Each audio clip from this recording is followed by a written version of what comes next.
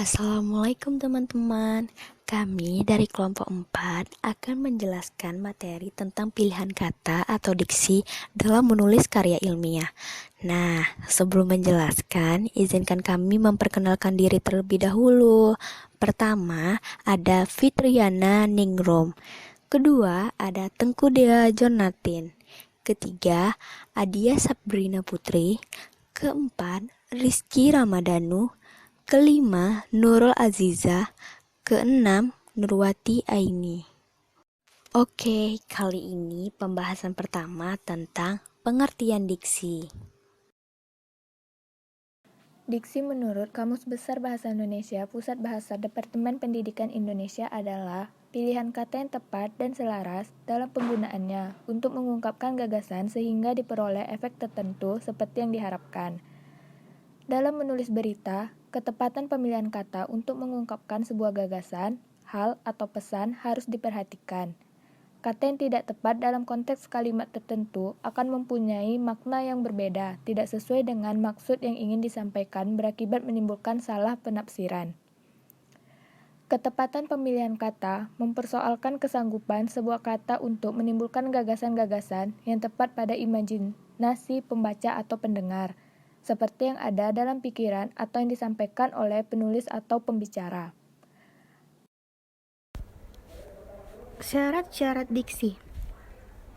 1. Bahasa standar adalah semacam bahasa yang dapat dibatasi sebagai tutur dari mereka yang mengenyam kehidupan ekonomis atau menduduki status sosial yang cukup dalam suatu masyarakat. Sedangkan bahasa non-standar adalah bahasa dari mereka yang tidak memperoleh pendidikan yang tinggi. Pada dasarnya bahasa ini dipakai dalam pergaulan sehari-hari. Bahasa standar ini lebih efektif daripada bahasa non-standar. 2. Kata ilmiah dan kata populer, yaitu bahasa yang terdiri dari kata-kata yang umum dipakai oleh semua lapisan masyarakat, baik dari yang terpelajar maupun orang yang kurang terpelajar. 3. Jargon adalah suatu bahasa dialek atau struktur yang dianggap kurang sopan atau aneh, tetapi istilah itu dipakai juga untuk mengacu semacam bahasa atau dialek hibrid yang timbul dari percampuran bahasa-bahasa sekaligus dianggap sebagai bahasa perhubungan. 4. Kata percakapan, yaitu kata-kata yang biasa dipakai dalam percakapan atau pergaulan orang-orang yang terdidik.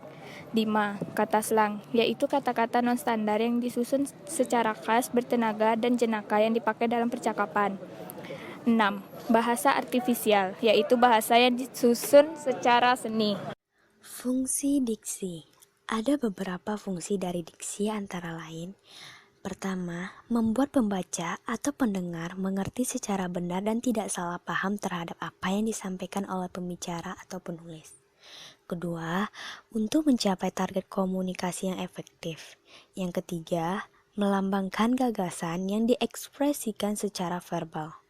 Keempat, membentuk gaya ekspresi gagasan yang tepat seperti sangat resmi, resmi, tidak resmi, sehingga menyenangkan pendengar atau pembaca. Mengupas arti dari kata idiom. Pengertian idiom. Kata idiom dari bahasa Belanda yang berarti idiom. Dalam bahasa Latinnya, idiom memiliki arti idiomah yang berarti properti khusus. Di dalam bahasa Yunani, idiom atau idioma yang berarti ungkapan khusus, kata ataupun frasa dengan makna kiasan yang dipahami dalam kaitannya dengan penggunaan umum, bahwa ekspresi yang berpisah dari arti harfiah atau didefinisikan dengan kata-kata yang dibuat. C. Peribahasa. Pengertian peribahasa. Peribahasa yaitu bahasa kiasan berupa kalimat atau kelompok kata yang tepat susunannya dan biasanya mengiyakan suatu maksud tertentu. 2. Jenis-jenis peribahasa. A. Pepatah. Peribahasa yang berisi nasihat atau ajaran dari orang tua atau para leluhur. Contohnya seperti ilmu padi, kian berisi, kian merunduk. B. Perumpamaan. Peribahasa yang berisi perbandingan. Contohnya bagai air dan minyak. C. Pameo. Pameo adalah peribahasa yang berupa semboyan. Contohnya, bersatu kita teguh, bercerai kita runtuh. D. Ungkapan. Ungkapan adalah perkataan atau kelompok kata yang khusus untuk menyatakan suatu maksud, kiasan. Contohnya, kambing hitam, artinya orang yang dipersalahkan. D. Majas atau gaya bahasa. Pengertian majas. Majas yaitu pemanfaatan kekayaan bahasa, pemakaian ragam tertentu untuk memperoleh efek-efek tertentu. 2. Jenis-jenis majas. A. Majas perbandingan, yaitu kata-kata berkias yang menyatakan perbandingan untuk meningkatkan kesan dan pengaruhnya terhadap pendengar atau pembicara.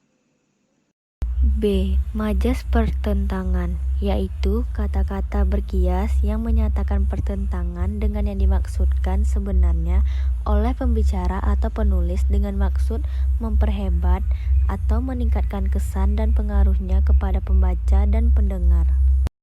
Majas pertentangan ada beberapa jenis. Pertama, antitesisa, yang menggunakan kata berlawanan artinya. Kedua, paradoks, mengandung pertentangan antara pernyataan dan fakta yang ada. Ketiga, hiperbola, pernyataan yang melebihi kenyataan. 4. Litotes, menyatakan sesuatu dengan berlawanan dari kenyataannya dengan mengecilkan atau mengurangi. C. Majas sindiran, yaitu kata-kata berkias yang menyatakan sindiran untuk meningkatkan kesan dan pengaruhnya terhadap pendengar atau pembicara. Jenis-jenis majas sindiran. Yang pertama, ironi, yaitu menyatakan hal yang bertentangan dengan maksud menyindir. Yang kedua, sinisme, yaitu menyatakan sindiran secara langsung. Dan yang ketiga, sarkasme, yaitu majas sindiran yang paling kasar. D. Majas penegasan, yaitu kata-kata berkias yang menyatakan penegasan untuk meningkatkan kesan dan pengaruhnya terhadap pendengar atau pembaca. Jenis-jenis majas penegasan. A. Pleonasme, menggunakan kata-kata secara berlebihan dengan maksud menegaskan arti suatu kata. B. Repetisi, majas perulangan kata-kata sebagai penegasan. C. Paralelisme, majas perulangan yang biasanya ada di dalam puisi. D. Tautologi, penegasan dengan mengulang beberapa kali sebuah kata dalam sebuah kalimat dengan maksud menegaskan. E. Klimaks, menyatakan beberapa hal berturut-turut dan makin lama makin meningkat. F. Antiklimaks, menyatakan beberapa hal berturut-turut dan makin lama makin menurun. G.